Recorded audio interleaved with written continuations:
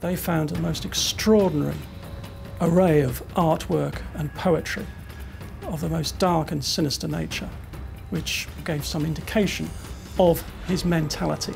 In the last 25 years, I struggle to think of a more dangerous man that has ever come before a court in this country. I think without doubt he's probably one of the most cruel individuals I've ever had the misfortune to come across. He had the axe over his head ready to finish me up.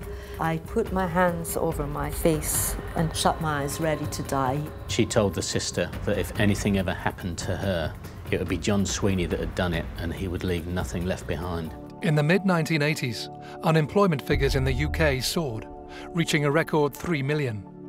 Amongst those desperate for work was Liverpudlian carpenter and tradesman John Sweeney.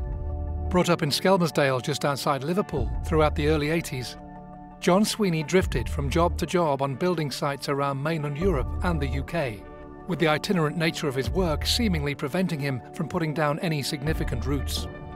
In the mid-1980s, he arrived in London, and his fortunes appeared to take an unexpected upturn when he met American model Melissa Halstead in December 1986. John Sweeney landed on his feet when he came to London, met an attractive American model from Ohio called Melissa, working in the West End, and they started living together in some of the most exclusive areas of London, the King's Road, Sloane Square, Chelsea's finest. John Sweeney was working as a carpenter and he was working on a set for a fashion shoot, which Melissa was working as a photographer, and that's where they first met. John had quite a bohemian lifestyle. By that I mean he would draw sketches and then he smoked cannabis together. So there seemed to be a mutual attraction between the two. John Sweeney thought that he had an artistic gene in him, which must have attracted Melissa. She was interested in the arts. So they had something in common, and that's what drew them together. As an American coming to London at that point, you know, where she was living, you know, it would have been a good time for her. She would have missed her family and friends, but, you know, the relationship with John would have been one that she would probably have been satisfied with. But behind Sweeney's seemingly carefree and bohemian approach to life lay a vicious temper and a sadistic rage, and it wasn't long before this bubbled to the surface of their relationship. A heavy user of drugs and alcohol, Sweeney was a violent and abusive partner. He was convicted twice for assaulting Melissa, describing their relationship as love-hate. To her family, almost 4,000 miles away in the Midwest, the attraction was a mystery. But Melissa assured them it was love. Unwittingly, she had become entangled in the web of one of Britain's most dangerous men. Melissa's sister came over from America and stayed with them in their Chelsea flat on one occasion. And she witnessed the acrimony within their relationship for herself. She took an instant dislike to John Sweeney and felt that he was not right for her sister. In 1987, Melissa's UK visa expired. The following year, immigration services caught up with her and she was deported. With her family urging her to escape the controlling clutches of Sweeney, Melissa fled to mainland Europe and moved into a flat in Vienna. But Sweeney would not let go and eventually tracked her down in the Austrian capital. The love of his life was leaving, and as far as he was concerned, and he didn't really want that relationship to end, so he followed her. After 2 years together in London, Melissa had the chance to break away from Sweeney once and for all and leave him behind in London. So she took the opportunity to go to Europe. Unfortunately, Sweeney followed her every step of the way. And Sweeney's barrage of mental and physical abuse continued on the continent. Upon his arrival in Vienna, Sweeney stalked Melissa, finding out where she lived, before breaking into her flat, tying her up and interrogating her. Days later, in a particularly ferocious row, he attacked Melissa with a hammer, cracking her skull, resulting in her requiring emergency surgery.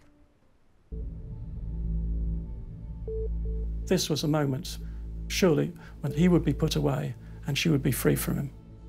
For the brutal attack on his then-girlfriend, Sweeney was arrested and sentenced to 12 months in an Austrian prison.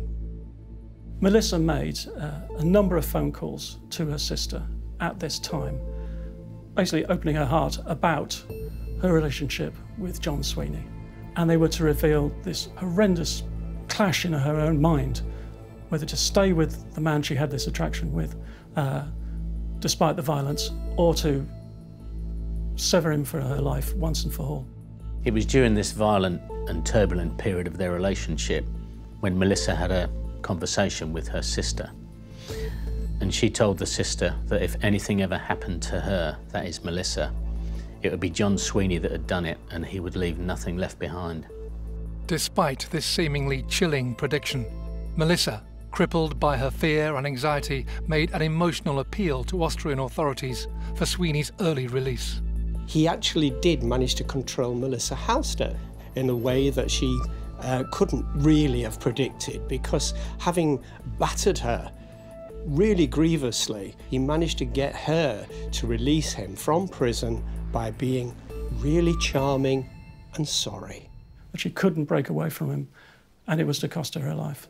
In search of a fresh start, they moved to Amsterdam, and life initially appeared to settle down. I settled in a flat. Melissa was working. Sweeney gave the impression that he was looking for work. The landlord thought they were model tenants. A nice couple, paid their rent on time, caused no trouble, seemed to get on with everybody. Later that year, 33-year-old Melissa made a phone call home to her family in America. Tragically for them, no one was home to take the call. What they couldn't have realized was that it would be the last time they would hear from their daughter. Although Melissa was many miles away from her family, she would always make sure that she would contact her mother on her birthday, and that would have been sometime in November of each year, which she did on the last occasion that she contacted the family, and she left a message on an answer phone to her mum, basically, wishing her a happy birthday. Hi Mom, it's Melissa. I just called to wish you a happy birthday. I'm going to be getting a fax machine sometime soon, so I'll call and be able to leave that number with you anyway. Have a good time and take care of yourself. Goodbye, I love you. Unfortunately, that was the last occasion that the family had any contact with her. Alone with Sweeney in the Dutch capital, their relationship continued to be dogged by physical abuse and controlling behaviour. But Sweeney's propensity for violence and intimidation towards his partners stretched back to years earlier, and his life as a young husband in the northwest of England. Well, John Sweeney was from the Liverpool area. He grew up in Skelmersdale, very close to Liverpool. He was in a family with 2 brothers and a sister, and from our information, he had quite a tyrannical father and very, very strict upbringing. John Sweeney was a carpenter by trade. He was something of an itinerant Liverpudlian who moved around Europe and the UK. He didn't have any particular geographic base, and he didn't have any particular emotional base. He moved from relationship to relationship, and it didn't really matter what city he happened to be in. In 1976, aged just 20, John Sweeney returned home to Skelmersdale in Lancashire. There he met and married local woman Anne Bramley. 2 children soon followed, but John and Anne's fledgling marriage was an unhappy one from the outset. Anne Bramley was John Sweeney's first wife, and it was, I think it's fair to say, quite a tempestuous relationship.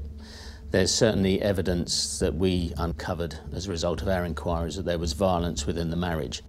In fact, Sweeney's behaviour was so unstable due to his heavy drinking that Anne had asked him to leave the family home, and she herself had moved out to stay with a friend. But John Sweeney wasn't someone who liked to follow orders. Anne was at a neighbour's house just for a social visit when they heard a noise next door. An officer attended the property, and on searching the house, John Sweeney jumped out from behind a wardrobe door, brandishing a hammer and an axe. He did it to surprise Anne, so one might think that was quite a surprise she would have got. It's horrifying to think what may have happened if the policeman hadn't been there and it had been Anne that had searched the house on her own. John Sweeney was immediately arrested at the scene. Terrified, Anne and her young family relocated to a secret location elsewhere in the country.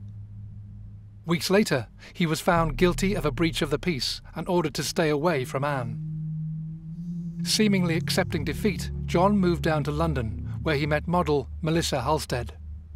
Despite being in a relationship filled with explosive violence that resulted in Sweeney's imprisonment, Melissa chose to remain with him on his release. In 1989, they moved to Amsterdam, and their life initially appeared to be less volatile.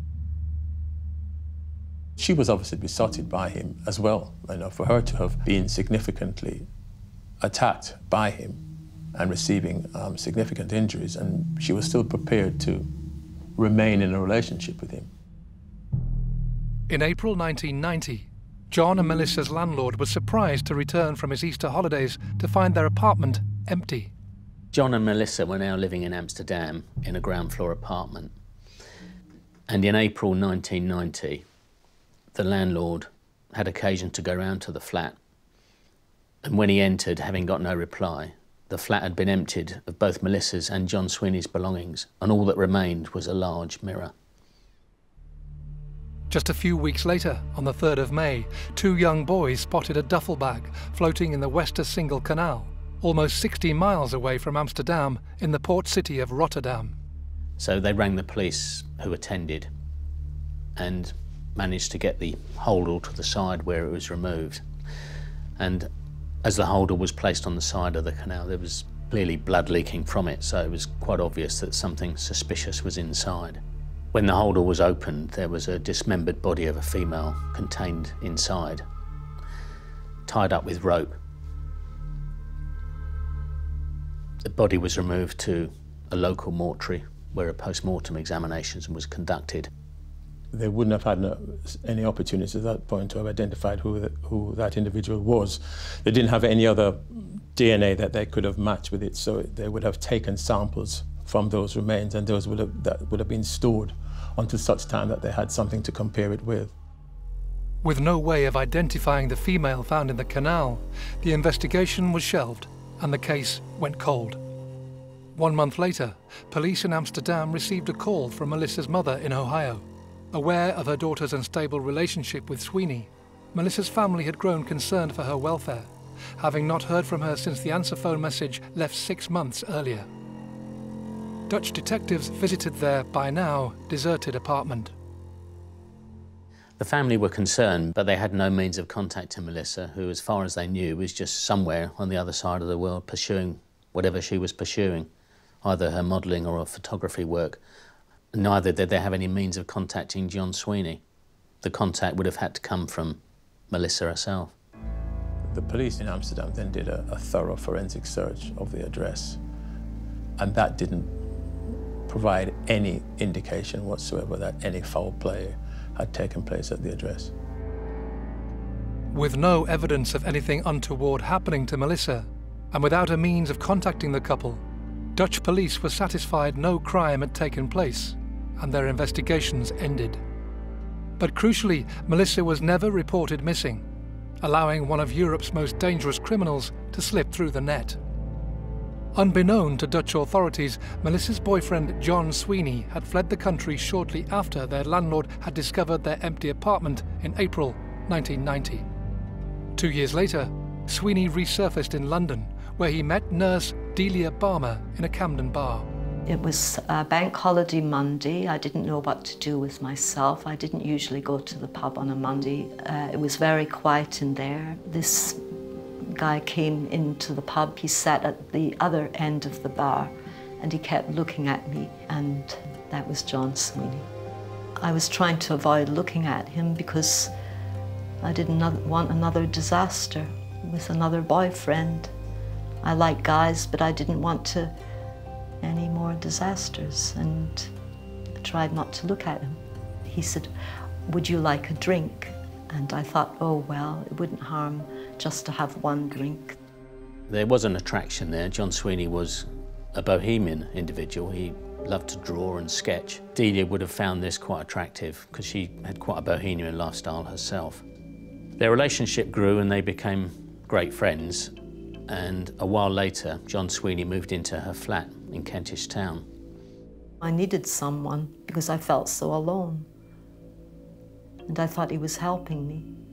I thought he cared and looked after me. And I was alone. The longer their relationship went on, Delia realised that she'd made a dreadful mistake. John Sweeney developed some rather alarming habits.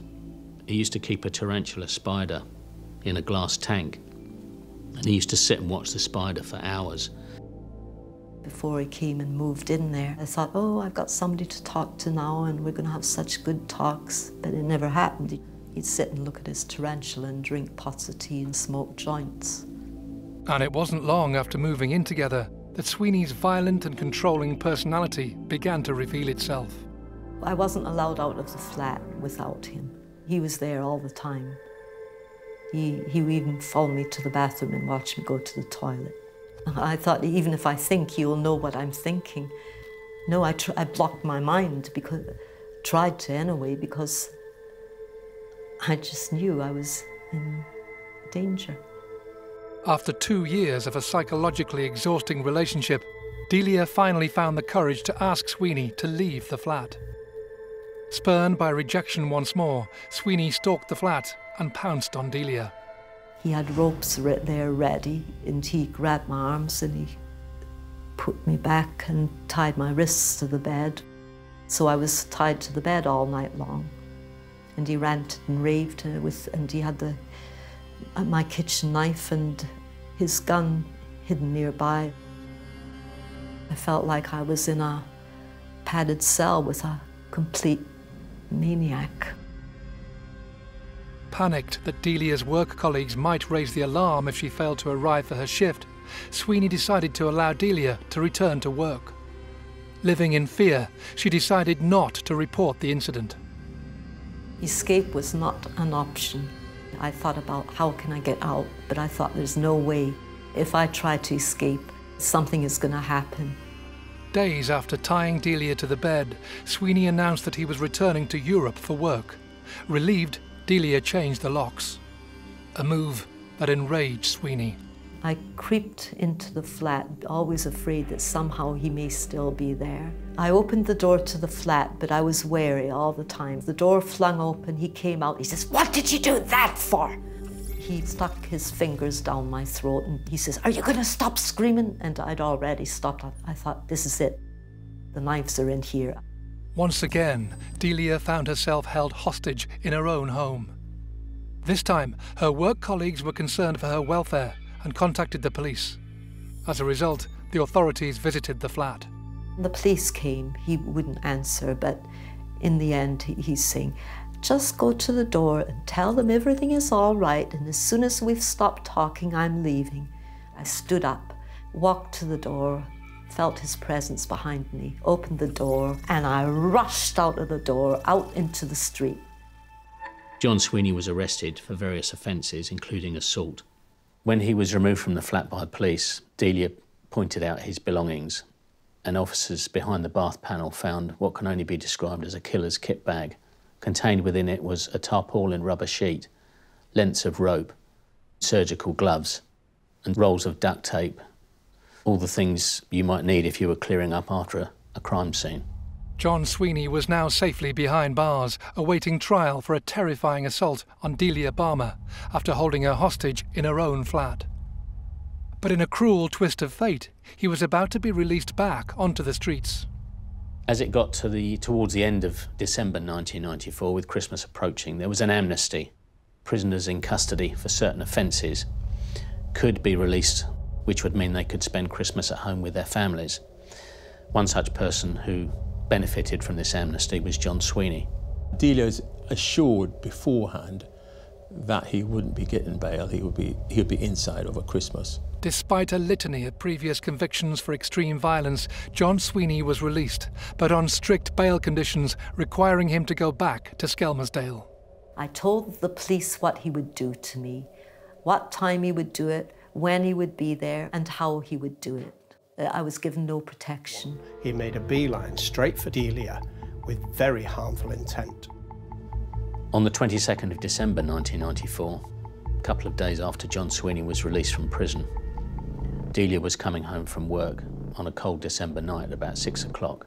As she climbed the few steps to her flat with her bicycle, Sweeney emerged from underneath the basement. He says, "Come on in, I want to speak to you." He brings out the axe. First with the wooden handle of the axe, he bashes me. I put my arms out for protection with the large wooden handle of the axe bang here. I tried to kick him, hit him in the right place, but I missed. So with my broken, bleeding arms, I pulled my bicycle on top of me to try and have some protection. Then he stabbed me through this breast into the lung. And then he stabbed me through the thigh. Delia protected herself by placing her bicycle on top of her, but she could hear the clanging of the axe and the knife as it hit the frame of her bicycle. He had the axe over his head, ready to finish me up. I put my hands over my face and shut my eyes, ready to die. Delia's desperate screams alerted the attention of a neighbour. He came out to see what all the commotion was about, armed with a baseball bat, and he could see Sweeney attacking Delia. He leapt to Delia's defence and attacked Sweeney, hitting him on the back with the baseball bat, which caused Sweeney to flee the scene, leaving Delia fighting for her life. Following the sustained and brutal attack, Delia suffered near-fatal stab wounds and was rushed to hospital. Sweeney, now on the run, brazenly breached the police order imposed on him over a decade earlier and paid an unbidden visit to his former wife Anne's home. He stays the night with Anne Bramley, but stayed in his room, kept himself to himself. However, he did tell his son that he'd done things that would make your hair stand on end. He just turned up on the doorstep. It meant nothing to him. He had no qualms at all about imposing himself for one night on a family that would probably be absolutely in shock to see him. Following the attack on Delia, there was an active manhunt to track down John Sweeney, who they knew was armed and extremely dangerous. They visited the family home in Skelmersdale, but he'd already fled and he wasn't there. After a while, the trail ran cold, and the whereabouts of John Sweeney wasn't known. Yet again, Sweeney went to ground and had managed to evade capture. While Sweeney was on the run, he did a number of different jobs, working as a workman on building sites. He had no national insurance number. He was paid in cash, so he could move from job to job. But with Delia now recovered and able to provide police with more information, the investigation into Sweeney was to unearth terrifying new revelations about his past. What she told them was she'd seen a picture of a young woman in John Sweeney's belongings. He says, oh, that was my American girlfriend, Melissa. And John Sweeney told her that he came home one day, found her in bed with 2 German men, so he shot all 3 of them. He said, I didn't know what to do with the bodies, so I sat with them for 3 days. On the 3rd day, I cut them up and threw them in the canal. Following Delia's shocking testimony, detectives from the Metropolitan Police immediately alerted their Dutch counterparts.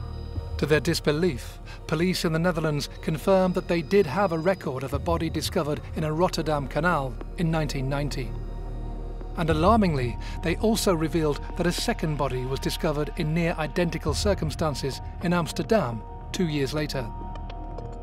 Detectives now asked if this could be the remains of the still missing Melissa Halstead, last seen in Amsterdam in 1990. And what's more, could the 2 deaths be the work of the same killer? In 1992, another dismembered female body in a suitcase is found in an Amsterdam canal. The body was completely dismembered in several parts, and the hands haven't been fully removed from the body. The fingertips were removed. With the discovery of the dismembered body in Amsterdam appearing to confirm what Delia had told police, Dutch authorities contacted Melissa's family in Ohio to request a familial DNA sample, allowing them to determine whether the profile matched that of the dismembered body. The DNA was sent from America to the Netherlands, but unfortunately the samples were negative. So the Amsterdam police thought they may have solved the riddle of the dismembered female body from 1992, but unfortunately that wasn't the case. The result was a bitter setback for the family of Melissa Halstead, and her disappearance remained a mystery. In February 2001, 6 years after John Sweeney's brutal attack on Delia Balmer, and in a macabre reminder of events in Holland a decade earlier, 3 young boys fishing on London's Regent's Canal made a harrowing discovery. They come across some holdalls within the canal, and obviously once police are called to the scene, it's established that they actually contain the remains of an unidentified female. Apart from the one holdall that the boys have fished onto the side, they find 5 others. All 6 holdalls contain a total of 10 body parts. The body parts have been weighed down in the holdalls with various bricks, ceramic tiles, and other various wrappings. The holdalls and their contents are taken to the local mortuary where they're examined, and they're found to be the various body parts of a young female. The head, the hands and the feet are all missing. Metropolitan Police immediately launched a murder inquiry, and a DNA sample was checked against the National DNA Database. Shortly after, the body was formally identified as 31-year-old Liverpudlian woman Paula Fields. Paula Fields was a lovely woman. She was brought up in Merseyside and came to London, as so many people do from the north and other parts of the country, believing this was where the future lay, and with money and the great excitement that London was to produce. Unfortunately, she hit a spiral of drugs and prostitution, and despite 3 children, she found herself in despair. When Paula went missing, the police looked into her background and lifestyle and found that among her friends was a man called Joe Scouse. Whilst in London, Paula met a man called Joe, also from Merseyside. They got on well, both being from the same area. They clearly liked each other's company. However, there were times when Joe would lose patience with Paula. He talked about having lost his mobile phone and money. He would challenge Paula about it, but she would deny it. There was another occasion when Paula would buy drugs from a dealer in the street, and rather than pay the dealer, she would say that Joe would pay, which upset him greatly. Owing to her sometimes chaotic lifestyle, it was not unusual for Paula to go missing from time to time. But her family grew increasingly concerned when she failed to make contact with them over Christmas in 2000. Police now wondered if Paula's body had been in the canal longer than they had first realised, and tracking down Joe Scouse became their #1 priority. Paula's associates and friends revealed that Joe Scouse was living at a house in Digby Crescent, Finsbury Park. The initial inquiries weren't able to identify who this person called Joe Scouse was. At Digby Crescent, there was a male who had also been spoken to, and that individual was somebody called Anthony Sweeney. Anthony Sweeney was placed under observation by undercover officers, as they couldn't be sure that he wasn't actually Joe Scouse. Whilst under observation, he met with another man. Officers were surprised to learn that this other man was in fact Anthony's brother, John. Having run John Sweeney's details through the national computer, they were amazed to find that John Sweeney was in fact wanted for the attack on Delia Balmer in 1994 and had been on the run for over 5 years. While Sweeney was on the run, he used a number of aliases. He did a number of different jobs, one of which happened to be at a building site very close to the Old Bailey. The hunt for Paula's killer was almost over, and 6 years on from the brutal attack on Delia, detectives were about to discover the true scale of Sweeney's violent and murderous past. Investigators waited for an opportune moment to pounce, seizing 45-year-old John Sweeney when he made an appointment at a mobile phone shop. Once Sweeney had been arrested, police went to search his property. They found a selection of guns, ammunition, a machete, a garrote, a wig. It seemed like an everyday arsenal of weaponry of a very violent and dangerous man. In 2001, John Sweeney was charged with the attempted murder of Delia Balmer, along with firearms offences in relation to the weapons found at his bedsit.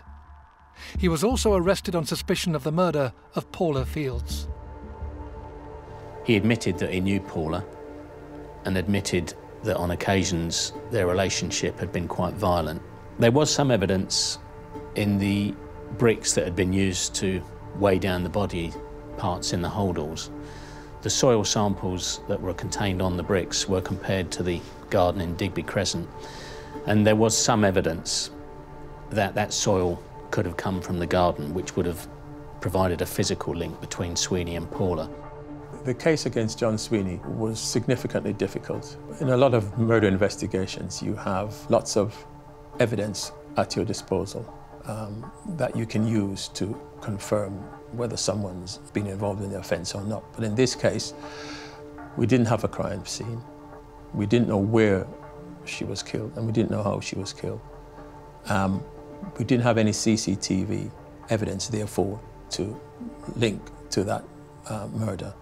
We didn't have any other opportunities in terms of significant witnesses who would have witnessed the assault or the aftermath. Not satisfied that police had done enough to build the case against Sweeney, the Crown Prosecution Service made the decision not to charge him with the murder of Paula Fields. Sadly, the investigation into Paula's death stalled. There were no further lines of inquiry, and the case was closed. John Sweeney was found guilty of the attempted murder of Delia Balmer and given a life sentence with a minimum tariff of just 9 years, meaning he would be eligible for parole in April 2011. All they gave him was 9 years and 1 month. After all the hell I had been through, and I'm the one who's being punished. I've got this pain, scars, everything for the rest of my life. As police began piecing together who exactly John Sweeney was, they searched a number of properties in London and Liverpool, as well as his jail cell at Gartree Prison in Leicestershire. What they found offered an alarming insight into the depraved mind of Sweeney and provided investigators with potential new clues as to what had happened to Melissa Halstead, who'd been missing since 1990. They found a most extraordinary array of artwork and poetry of the most dark and sinister nature. There was pictures of Sweeney, self-portraits labelled Scalp Hunter, portrayed as a devil with a blood-soaked axe. And a lot of these drawings and sketches and poems were specifically about both Delia and Melissa. And they were very enlightening to police because when you looked at them more closely, some of them also contained what appeared to be messages. For example, one picture had correction fluid on it, but then when you looked underneath it, it had Melissa, born 1956, and then died, and a blank. How did Sweeney know she died? Only the killer would know that. John Sweeney's painting of the romantic weekend in Vienna is clearly a reference to himself and Melissa. It shows extreme violence and it shows the actual relationship. And in fact, the portrayals, silhouetted, do look like Sweeney and Melissa at that time. But the most significant piece of evidence they found was a scrap of paper that appeared to have a poem written on it. His poetry included the most callous rhymes. He wrote about Melissa being fed to the fishes, chopped into bits. Amsterdam was the pits. Most sinister and childlike rhyming with a macabre touch to it. They're not lyrically brilliant. However, they mention specific cities and locations so that you could piece together the real-world movements of John Sweeney and Melissa. Despite finding such taunting clues within Sweeney's disturbing artwork, Melissa's case fell outside of the Metropolitan Police's jurisdiction, and British detectives were unable to make any further inquiries into her disappearance. In 2008, I was at my desk and the phone rang. When I answered, it was a detective from Holland, and he told me that he was part of a newly formed cold case investigation team in Rotterdam. He also went on to tell me that due to a particular case they'd been given, which was a dismembered female body found in a canal in Rotterdam in 1990, they'd managed to find a blood sample that had been taken from that post-mortem of that body. When they ran a search through their newly formed missing person databases, that blood sample came back as belonging to Melissa Halstead. That was a significant turning point in their missing person inquiry, and significant for us in the Metropolitan Police in that we were able to then confirm that there was a link between Melissa Halstead and the murder of Paula Fields, which had been unsolved some years earlier. And that link was John Sweeney. Unbelievably, the truth about Melissa's fate had been sat on a police DNA database for nearly 20 years. It had only been tested against the body pulled from the Amsterdam waters because there had been nothing to link her to Rotterdam at the time of her disappearance. On hearing that Melissa's remains had finally been identified, we were quite euphoric in the thought that we could use each case to bolster the other, bearing in mind we had very little physical evidence to go on to prove that John Sweeney murdered either of these women. But of course, we had a problem because we had one victim in London, which was within our jurisdiction, and we had a second victim in Rotterdam in the Netherlands, which clearly wasn't. In a landmark international murder investigation, British and Dutch police joined forces to build the case against Sweeney. There had been occasions when different police forces had worked in people trafficking, drugs and firearms offences. It was the first time that we had a UK force investigating a murder investigation with an outside agency. With Sweeney's release date fast approaching, time was running out for police, and they faced a race to gather evidence against him before he was once again free to roam the streets. The clock was ticking, and it meant that we had to therefore do an awful lot of things very quickly. But that investigation was fairly complex, because the last thing we wanted him to do is to be released in relation to him serving his sentence for the attempted murder of Delia Balmer. And he's therefore free to possibly attack another female. Then you can just see the repercussions and what would have been in the media. It was clear from the outset that there were going to be lots of challenges ahead. For example, we don't speak Dutch. The nature of the evidence in the Dutch inquiry in relation to Melissa Halstead, it needed to be translated into English, and there was a huge amount of material. And also it had to be presented in such a way that it would be acceptable in a UK court. The Dutch authorities had to give us complete ownership of it. So in other words, they had to hand over their investigation, which created its own problems. They would say, well, what happens if you don't do a good job in investigating our case and we have lost the opportunities? The trial at the Old Bailey began in March 2011, just a few weeks before John Sweeney was eligible for parole. He was charged with 2 counts of murder and 1 of perverting the course of justice by disposing of Paula's body in the Regent's Canal. He pleaded not guilty. We were reasonably confident. You can never be 100% sure that your case is absolutely watertight and that you will get a conviction. What was the chances of somebody having a girlfriend who is found dismembered in a canal? Once, you would say that person is pretty unfortunate. For a second time, you would say, what are the chances of that happening to somebody on 2 occasions? However, we were acutely aware that we had no physical forensic evidence or any significant forensic evidence with which to link John Sweeney to both killings of Paula Fields and Melissa Halstead. Despite his denial, ultimately it was Sweeney's own artwork that proved damning. In the cold light of a courtroom, John Sweeney's artwork began to look very different. Clearly, it correlated very well with many of the actual activities around the killings and many of the kind of products of those killings, i.e. the dismembered bodies themselves. John Sweeney had perhaps revealed too much in his little ramblings and his little jokes to himself in his drawings. From the moment the jury saw the artwork, they knew that whatever he said in his defence, that they were sitting opposite a seriously, seriously dangerous man. Ultimately, there's no doubt at all that in the context of the case they did prove to be his downfall, and although he'd never admit it, I'm sure that he regrets bitterly ever drawing them. After a trial lasting 4 weeks, John Sweeney was found guilty of all charges and ordered to serve a whole life tariff, meaning he will spend the rest of his life in prison.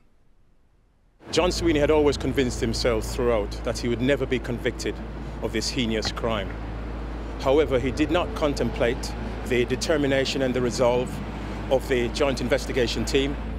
John Sweeney received a whole life tariff. Not that many people do. He was so brutal and so ungiving, and consistently so throughout his life. It's never right to say that you're happy when a person is convicted. I think the word is satisfied, that the culmination of all our hard work and the hard work of our Dutch colleagues had all been supported by the jury in reaching that verdict. But I think most of all I was satisfied for the friends and the family of both Melissa Halstead and Paula Fields. We know she is never coming back, and we never said goodbye. We hope to God that John Sweeney will never be released. It must be very upsetting and distressing for both families to know that certain body parts are missing and will probably never be found. But I think this really shows the control and the contempt that Sweeney has shown over his victims. Whilst John Sweeney is now behind bars, some detectives believe he is responsible for more, as yet unsolved crimes, and that he may have killed others. And as John Sweeney contemplates a life behind bars, I would like to assure him that this investigation will continue as we seek to identify and trace other possible victims within the UK, Holland, and across Europe. It could be wide of the mark. I take the view that he's probably done others, but I think he'll take that to his grave. He's shown no remorse or sympathy for his victims. And I think without doubt he's probably one of the most cruel individuals I've ever had the misfortune to come across. In the last 25 years, I struggle to think of a more dangerous man that has ever come before a court in this country. There's no such thing as justice. I'm the one in pain. I'm the one with the scars. There's no such thing as closure.